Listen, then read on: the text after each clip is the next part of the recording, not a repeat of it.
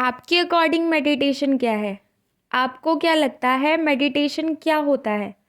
जैसा कि मैं मानती हूँ मेडिटेशन एक एक्सरसाइज है जो आप कभी भी कहीं भी कर सकते हैं, चाहे आप कुछ भी कर रहे हो। इसके लिए बस आपको ज़रूरत है तो बस अवेयरनेस की। हालांकि कुछ लोगों के लिए मेडिटेशन थोड़ा मुश्किल भी हो सकता है, पर ये ऐसे तरीके हैं जो अवेयरनेस बढ़ाने, ईगो को कम करने और मन की उथल पुथल को शांत करने में मदद करते हैं। ये जो मेडिटेशन है जिसके बारे में मैं आज बात करने वाली हूँ वो इंस्पायर है ओशो से। शायद ही कोई होगा जो उनका नाम नहीं जानता होगा, ये उनका वे है। इसको हम जानते हैं ओशो एक्टिव मेडिटेशन के नाम से।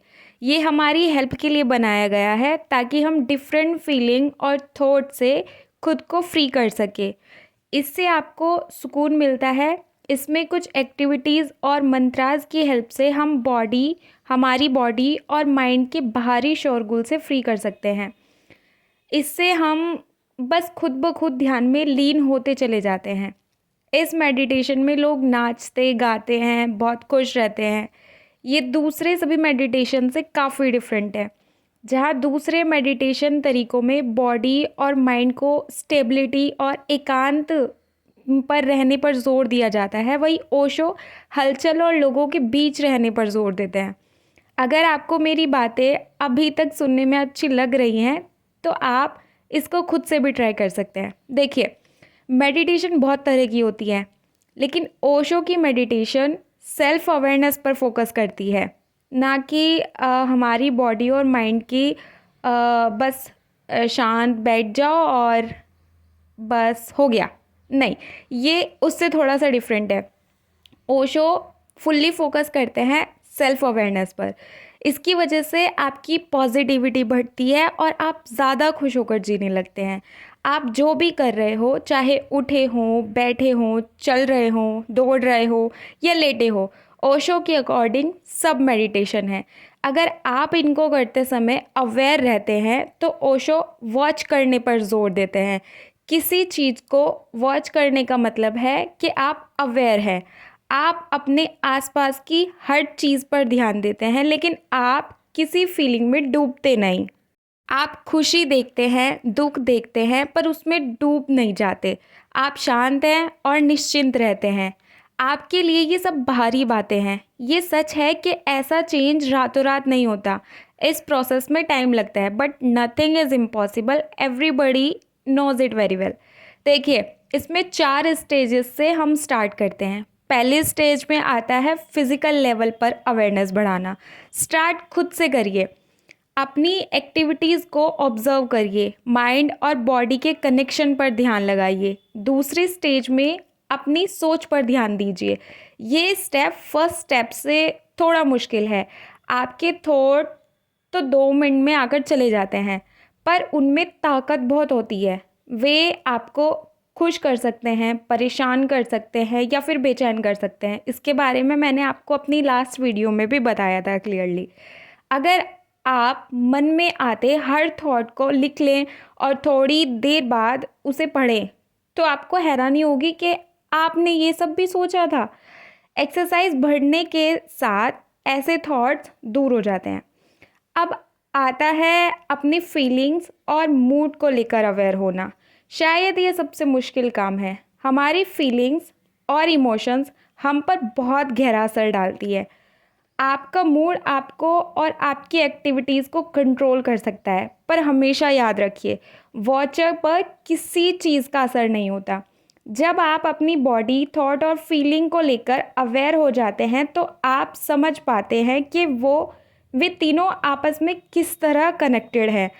आप इनके कनेक्शन समझते हुए परम शांति की तरफ बढ़ने लगते हैं। जब इन तीनों का तालमेल बन जाता है तभी आप फोर्थ स्टेज की तरफ चल सकते हैं, यानी आत्मज्ञान। ये परम आनंद की स्टेज है। इसे पाना ही किसी की आखिरी मंजिल होनी चाहिए। अब सवाल आता है कि आप मेडिटेट कैसे करते हैं। ध्यान लगाने के बहुत तरीके हैं, पर इन तरीकों को ध्यान नहीं कहा जाता। ये बस प्रोसेस है। असल में ध्यान करना नहीं, लगाना होता है। ये बिना किसी एफर्ट के किया जाने वाला काम है। पर जब हम ध्यान की शुरुआत करते हैं तो हम बहुत कुछ करने की कोशिश कर रहे होते हैं। हम कोशिश करते हैं हमारे माइंड में थॉट ना आए, जबकि ये इतना भी ईज़ी काम नहीं है। इसके लिए बहुत टाइम देना पड़ेगा, तब जाके ये शायद ही तब जाके ये हो पाए। जैसे जैसे टाइम और अवेयरनेस बढ़ने लगते हैं, आप एफर्टलेस होते चले जाते हैं। यानी आप कुछ करने की कोशिश नहीं करते, सब कुछ बस अपने आप होता चला जाता है। ध्यान इसी तरह होता है। आपको मेडिटेशन के लिए डेली 1 घंटे का समय देना चाहिए। शायद आप सोच रहे होंगे कि इतना ज़्यादा टाइम किस लिए, पर ज़रा खुद से पूछ कर देखिए, 24 घंटे से 1 घंटा निकालना क्या सच में बहुत ज़्यादा है? वैसे अगर आप चाहें तो अपने अकॉर्डिंग टाइम एडजस्ट कर सकते हैं। अब मेडिटेशन के लिए एक जगह देखिए। सबसे अच्छा रहेगा आप नेचर से कनेक्ट हो जाए। अगर आप किसी पेड़ के नीचे बैठ सके तो बहुत ही अच्छा रहेगा। ओशो कहते हैं कि पेड़ हमेशा ध्यान कर रहे होते हैं। हालांकि ऐसी जगह ढूंढना सबके लिए पॉसिबल नहीं है, तो आप अपने घर में ही कोई शांत जगह ढूंढ सकते हैं। बैठने से पहले एश्योर कर ले कि आप परेशान या गुस्सा ना हो, और अगर ऐसा है तो आप नाच गाकर या चिल्लाकर खुद को शांत कर लें। ये एक्टिविटी कैसे आपका माइंड बॉडी रिलैक्स करेगी, ये हम आगे की वीडियो में जानेंगे। देखिए, ध्यान हो, अवेयरनेस हो या फिर चीज़ों को वॉच करना, ये सब आपको शांति की तरफ ले जाते हैं। लेकिन जब दिमाग में उथल पुथल मची हो तो भला शांति कैसे मिलेगी? ये कोई ट्यूबलाइट तो नहीं है कि स्विच ऑफ करके बुझा दिया। ये सब शांति के रास्ते में आने वाली रुकावटें हैं, जिनको दूर करना ज़रूरी है।